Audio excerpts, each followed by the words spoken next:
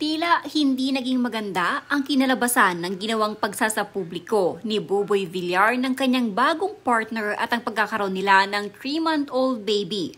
Nilabas kasi ng kampo ng dating partner ni Buboy Villar ang umano'y hindi maayos na pagsusustento ng aktor sa naunang dalawang anak nila ni Buboy kay Angeline. Ayon sa kampo ng dating partner ni Buboy, wala naman daw silang problema sa pagkakaroon ni Buboy ng karelasyon at anak. Ang tanging nirereklamo lang umano nila ay ang hindi maayos na sustento ni Buboy sa anak nila ni Angeline magmula umano nang magkaroon ito ng bagong anak sa bagong partner nito.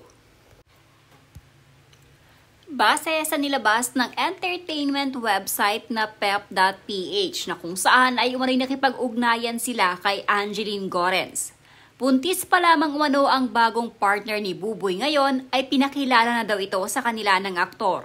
Lahat naman daw naging maayos ang pag-uusap, ngunit nag-iba daw nang lumabas na ang anak ni Buboy kay Isay. Hindi na umano nakakadalaw si Buboy sa dalawang anak nito. Pagsisiwalat pa ni Angeline, ginagamit umano ni Buboy ang dalawang anak nito sa content o interview. Wala din daw katotohanan na si Buboy ang nagbabantay sa mga anak nila ni Angeline dahil ang totoo umano nito, ang mga magulang at kapatid nito ang nagbabantay sa dalawa habang si Angeline Gorens nasa ibang bansa nagtatrabaho upang masustentuhan din ang mga bata. Kaya naman, para kay Angeline Gorens, mahalaga umano ang pagbisita ni Buboy sa kanilang dalawang anak dahil siya ang nandito sa Pilipinas. Nag-uusap kami ng personal nung last year nung buntis pa si Isay. Sinabihan pa nga namin alagaan niya eh. Kaya lang, nung lumabas na ang bata, binawasan ng sustento. Hindi na siya nakakadalaw sa mga bata. Wala siyang oras sa kanila. Ginagamit lang nila sa interview o content nilang dalawa. Pero as a mom, ayoko ng ganun. Ilang beses ko na din kinausap na huwag gamitin mga anak ko sa interview o sa content nilang dalawa. Tapos, laging sa interview pinapalabas ni Buboy siya nag-aalaga. Pero sa totoo lang, mama at papa ko at kapatid ko nag-aalaga sa mga bata. Bibisitahin na nga lang inconsistent pa. Tapos, taking credit on taking care of the kids or having custody when that's not even close to the truth.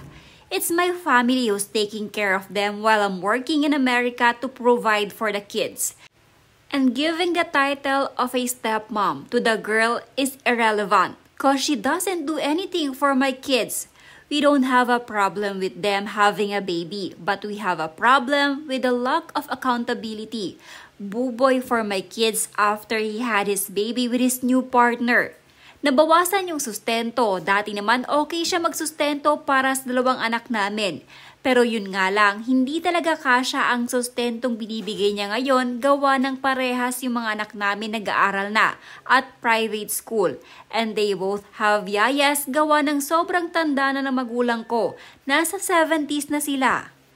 I just want him to take accountability and to be fair with my children and his new child.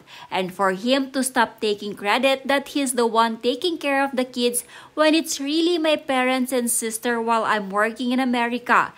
And for him and his partner to stop posting my children for their content because they're not the ones taking care of them.